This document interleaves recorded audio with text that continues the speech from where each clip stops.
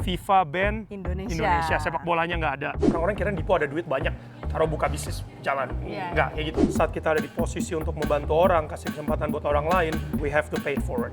Halo dari Albuquerque, New Mexico. Di tempat yang relatif panas sepanjang tahun, enaknya kalau kita jajan es krim nih. Tapi kamu tahu nggak sih, ada mantan pesepak bola Indonesia yang sekarang jualan es krim di sini di Albuquerque. Yuk kita ngobrol sama Dipo Alam.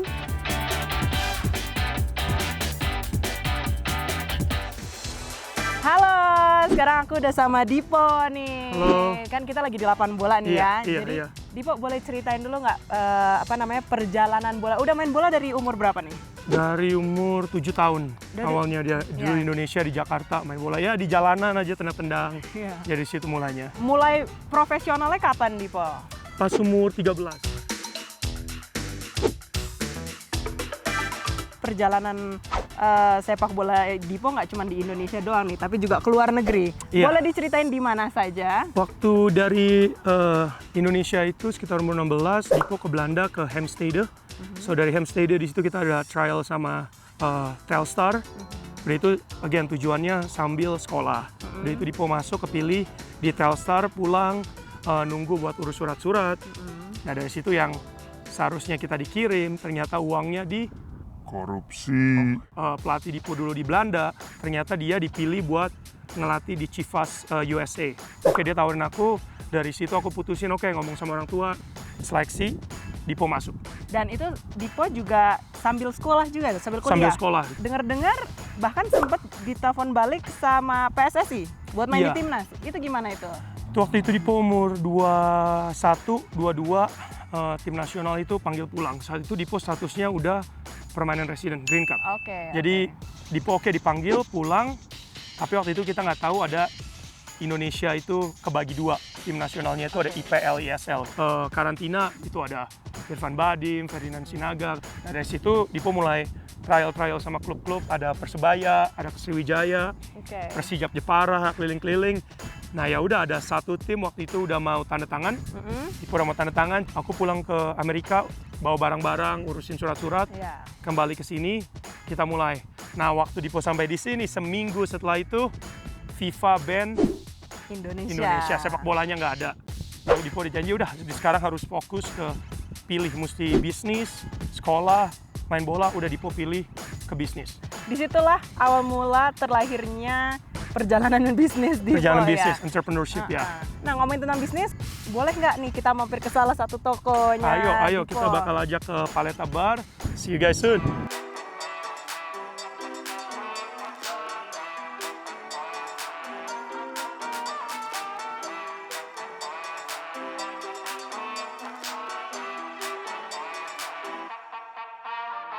Setiap toko itu kita buatnya fresh. Semua jusnya ini sama juga. Kita buatnya dari buah-buahan asli. Welcome back, man. Where you guys been? Bisnis Dipo tuh kalau nggak salah ke mayoritas makanan ya? Makanan. Kenapa mayoritas. makanan? Kenapa pilih makanan? Itu awalnya itu Dipo selalu belajar kan dari mama sebenarnya. Nah, waktu krisis ekonomi itu, jadi mama yang turun tangan yang istilahnya bantu keluarga. Istilahnya nggak masalah mau krisis ekonomi, inflasi, segala macam. People selalu butuh makanan, minuman. Kayaknya makanan-makanan itu selalu ada cash flow-nya, selalu ada pemasukan. Kalau ada marketnya ya? Benar, Nah, benar. betul. Kita berkembang ini cepat sekali kan, Iya. even waktu corona, covid itu segala macam kita masih terus berkembang buka. Dengan bisnis yang berkembang ini Iya. tentunya nggak ada waktu buat kayak leha-leha gitu ya. Dan apa nih paling berat tantangannya apa sih? Tantangan paling berat ya itu kayak bilang tadi waktu.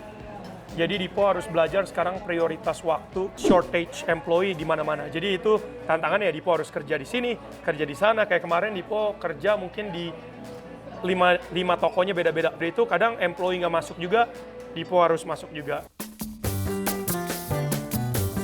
Ini kan es loli Meksiko ya? Iya, benar-benar. Tapi kan Dipo dari Indonesia. Iya. Kenapa nggak bikin kayak es puter, es goyang? Dipo ada partner-partner ini yang buat resep, yang buat Dipo pilih Paleta ini. Kalau misalnya ada orang Indonesia yang tahu resep-resep buat es krim lain, Dipo lakuin, tapi Dipo nggak tahu. Dipo nggak tahu cara masak, cara resepnya. Dipo cuman partner sama istilahnya master chef-nya atau orang-orang yang tahu resepnya. Bagian Dipo kembangin brandnya bagian Dipo, yang create konsepnya, buat ide-ide bagusnya, itu yang buat kita berkembang. Ini alpukat nih. Alpukat ini resepnya dari Indonesia.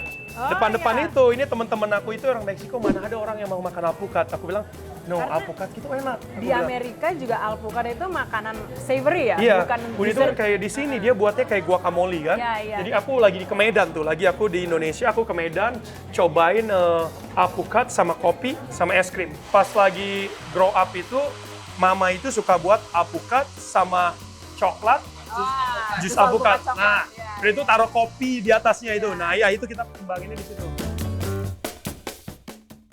Dipo nggak cuman mempekerjakan orang, tapi juga malah melatih mereka untuk menjadi owner atau punya bigger role lah gitu. Iya. Kenapa? Dipo datang ini sendiri, nggak ada keluarga, nggak ada teman. Udah itu orang-orang itu istilahnya kasih Dipo kesempatan buat bekerja. Awalnya itu di Potato Corner itu, jadi dulu itu bos aku. Bisnisnya aku buat jadi sukses, udah itu dia kasih kesempatan buat aku jadi partnernya dia.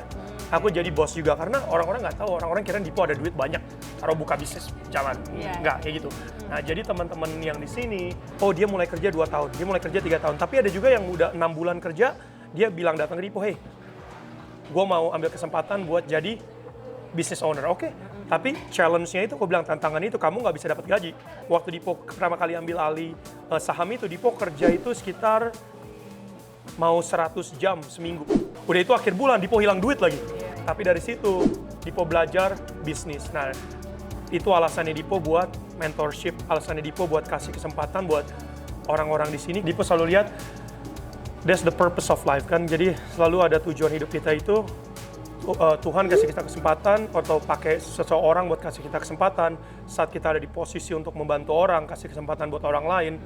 Like you say, we have to pay it forward.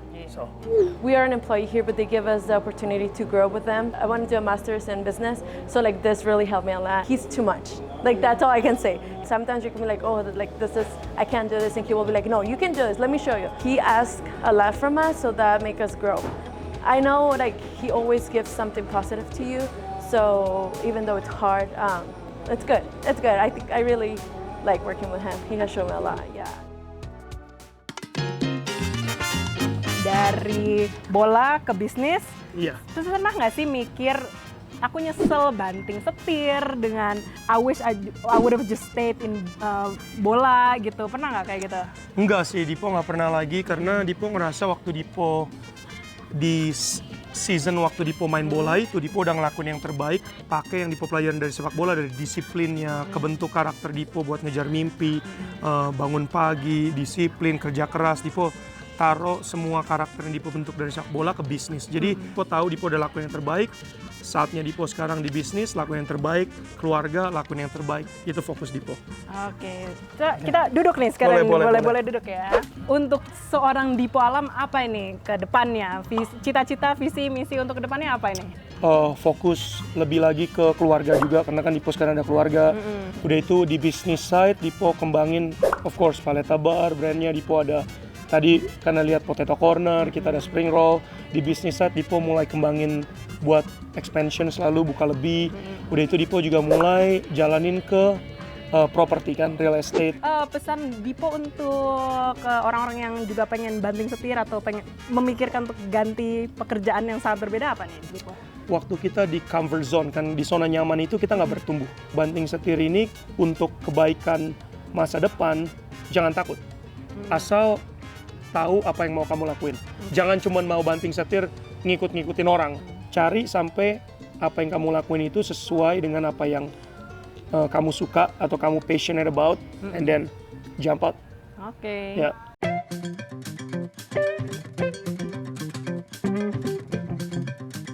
Oke Dipo, terima kasih banget udah sharing cerita dan pengalaman dan wejangannya untuk orang-orang yang mungkin terinspirasi sama ceritanya Dipo. Iya, sama-sama. Kalau kalian tertarik dengan cerita-cerita inspirasi lainnya seperti Dipo, jangan lupa subscribe dan tonton terus Amerikui. Bye-bye. Bye-bye.